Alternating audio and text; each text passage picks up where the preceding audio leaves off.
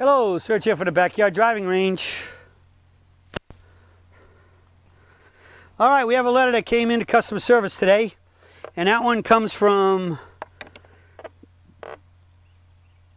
Bruce. And Bruce says, this is really short, sweet, and to the point. Hi, Serge. Can you demonstrate how to draw and fade on your daily videos using the PPGS? Regards, Bruce. Okay. Let me start off by giving a caveat here.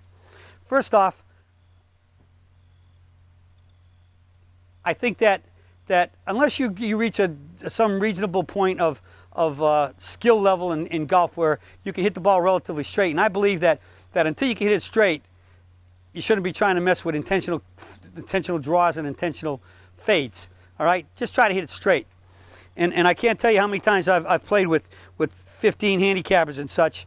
And even 10s, in many cases, they get on a hole, and because the hole's got a little bit of, it's a little dog leg left or something, they try to hit a draw. It's a soft dog leg right. They try to hit a cut, and then they blow the ball off the planet. And I'm saying, like, hey, I mean, why? With your skill level you got, and you hit a ball relatively straight, just hit it down the middle. How can you go wrong hitting it down the middle? I mean, as soon as you start adding those, trying to draw it and fade it, you're increasing your margin of error. As you increase error, you're going to decrease success. And I mean, why give yourself more probability to hit a bad shot on a shot that doesn't need curve? All right, so that's the first question.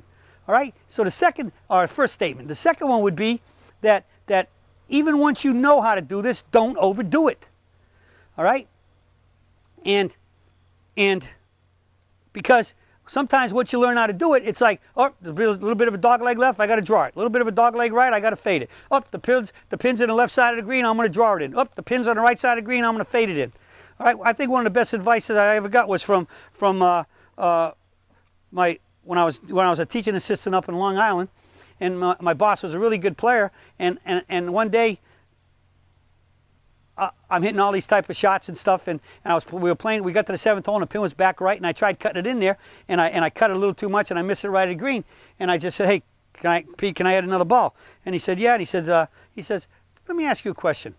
When you're out practicing every day, and after your lessons and stuff, what shot are you really? What are you practicing most of? I said, well, I'm just practicing He said, I hit my normal shot. He said, what's that? I said, well, straight. You know that. I hit the ball relatively straight. And he says, okay. How much do you practice cuts and fades? I said, not that much, because I know how to do it. He says, precisely. He said, just because, he says, how many straight balls have you hit today in the first 6 holes to get here? I said, pretty much most of them. He said, yeah, well, tell me what you did on the drive on one and the second shot. And when it came off, when we finally got to that tee, to the 7th tee, and I hit the cut there, basically almost every iron shot, I had worked the ball towards the flag. If it was anywhere left of center or right of center. He said, precisely my point. I said, wow.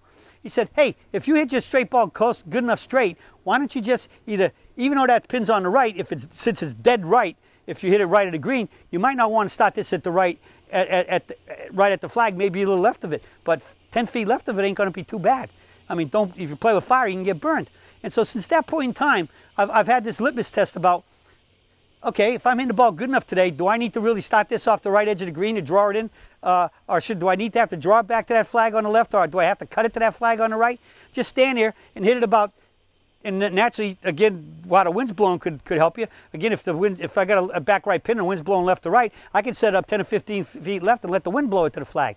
All right? So the more you play your normal shot, the better off you're going to play. I guess is the simple point I'm trying to make there.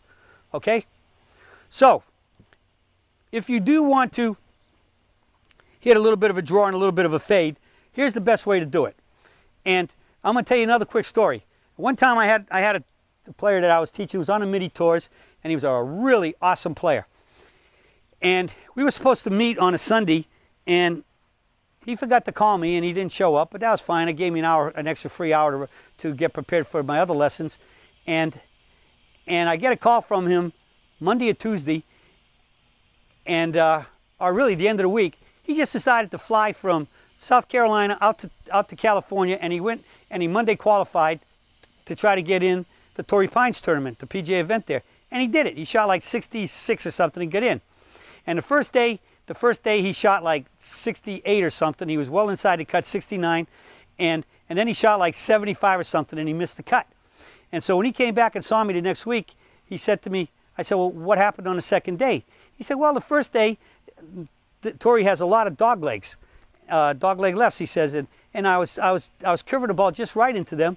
And on the second day, it was either curving too much and going in the left rough, or I tried to hit a draw, and it didn't curve at all, and it blew it right through the fairway into the woods.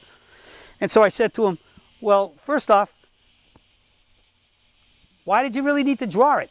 I mean, what would happen if you only hit a 3-wood off the tee, even if you hit it straight? He said, I'd have been in a fairway. I said, yeah, and what was the shot to the green? Oh, it only been about a 9 or an 8 iron. I said, so if you're a good iron player, is a 9 or an 8 iron that much harder to hit the green with from, say, if you would have drew it and had a pitching wedge or an easy 9 iron? Not enough to bring in the right woods and force yourself to have to draw it. And if it doesn't draw, you're in the right woods. And if it does draw too much, you're in the left woods. Where a 3-wood, you could have just smoked a normal shot right down the middle of the fairway. He goes, yeah, I guess you're right. All right. So that's why length isn't always everything. It's ball position.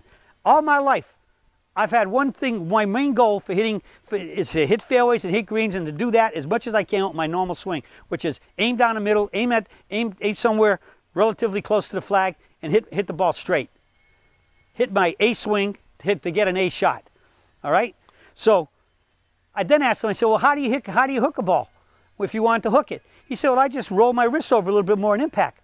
I said, hello? Excuse me? He said, yeah, I just roll my wrists over a little bit more. I said, so you're trying to get the absolute at the most fastest and most powerful point of your swing to get just the perfect amount of wrist roll to do that. I said, no wonder you're hitting some hook to the left and you're blocking some in the right. That isn't the way to do it. Our amount of rotation is guaranteed with this swing to always bring the club back to square. So here's the 2 simple rules that I can cover. If you want to have a little bit of draw or a little bit of cut, do it with the club face. Set up to your normal setup, your normal swing. Say you wanted to draw to the middle and a little bit beyond the middle, so maybe aim just a couple of yards to the right of the middle. Then stand up there and just turn the face just a fraction, a little draw, a little shut, which means instead of the leading edge being dead square to the ground, I'm going to tilt it a little bit so the leading edge, instead of being this way, it will be a little bit that way. Draw. Fade well, I'll open it up a little bit so it'll be a little bit open. Here would be square, where the face is, the leading edge is straight to the ground, and here it'll be a little open. And therefore I'd aim a little to the left so it can fade back to the fairway, or fade back to the green towards the pin where I want it. So I would aim it a little bit more from my point I want the ball to be in the fairway, or the flag where I want it to be. If I want it to be a little at the flag, I'd aim it a little bit more right if I was drawing it, and I'd aim a little bit more left to fade back to the flag if I was fading it. So I come up here, I just shut the face just a little bit. I aim a little bit I'll aim it just that couple of yards right or left, depending on what I'm doing here. I'm going to aim it a little bit right because I want to draw. So I take it square club and I put it just a little bit shut. Now from my square alignment, and now when I return that ball to that point, swinging down that line over there, the club will hit the ball slightly shut to the aiming line, which means the ball will start on that line because I'm swinging down that aiming line, but it'll start on that line. It's not going to stay on it long because it's going to be, that shut club face is going to give it right to left spin, draw spin, and it'll draw it back. But I stand here in my normal setup for whatever club I'm using, from a driver to a sand wedge if I want to do this. Slightly shut, make my normal swing. Same backswing in mid up the tree, same forward swing in the mid up of the tree, but at the impact, when the hands of rotation are vertical to the ground, the club face will be slightly shut, so it's going to impart the right to left spin for a draw. And if it's slightly open, it'll impart a little bit of left to right spin, so it'll cut or fade a little bit towards the target. Let the club do it and make your A swing, your good swing, your normal swing, the one that is your game and the one you really want to use under pressure. All right, so that's the secret. Now, as far as hitting bigger hooks and bigger slices, there's a lot more technicalities that come into that, because now when I got to hit big ones, I have to start changing my setup. I never change my grip.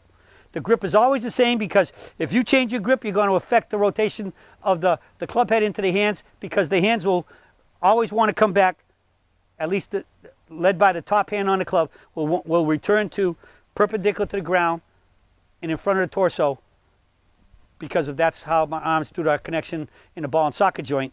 I don't want to get into that real long. It's in plenty of places in other videos and stuff, so you can find it out there. But you never change your grip. You always got that good palms perpendicular 3P grip to do this. But we we'll make other changes in our setup, our alignment, and therefore it's going to affect our swing by changing our path and our plane. And so those get pretty intense. Those are covered in situational shots on the website. It's a great video. But for just those little curves, that little fade and that little draw, just do it with the club face and make your normal setup and your normal swing with maybe just a tinge more, aiming for a righty, aiming a little bit right at the target so it'll draw back to the target in the fairway and or to the flag, and a little left if you're a righty, so that with the face open will fade or cut back to the target in the fairway or to the flag on the green. Okay? But just do it with the face. Let the face do it for those like 5 yard, maybe a fraction more. But when you got to start getting into 20 and 30 yard draws and fades, that's a whole other ball game. It gets quite technical, and it's to cover it correctly cannot happen in a daily, but you can get it in situational shots on the website on swingsurgeon.com. Well, that's it for the search for today, and I'll be talking with you all again soon.